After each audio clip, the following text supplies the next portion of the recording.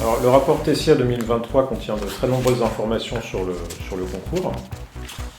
On y trouve d'abord des informations statistiques importantes, proportion de candidats par option, le nombre de centres, le nombre de candidats, des informations générales sur les candidats. Puis la deuxième partie du rapport s'attache plus aux résultats réels des candidats, d'abord en rappelant les histogrammes de notes, toutes les statistiques de notes qui ont été rendues publiques après les épreuves au mois d'avril dernier.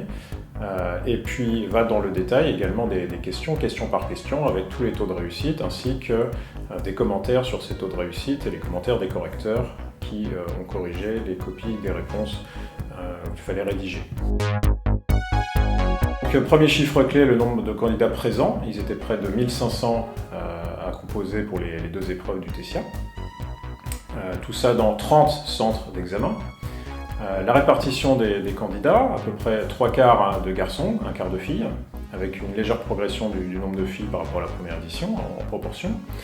Légère augmentation également de la proportion de boursiers et une grosse augmentation de la proportion d'élèves venant de l'enseignement public. Enfin, par rapport à la première édition, une baisse assez sensible du nombre de candidats ayant choisi l'option B, c'est-à-dire l'option mathématiques générales avancées. Les sujets 2023 ainsi que ceux de l'édition antérieure 2022 et même des sujets qui avaient été conçus comme des sujets zéro sont tous disponibles sur le site du Tessia, www.tessia.fr. Vous trouvez non seulement sur ce site l'intégralité de ces sujets, mais aussi des corrigés. Donc vous trouvez le détail des questions QCM avec l'indication des bonnes réponses et un corrigé pour chacune des questions rédigées.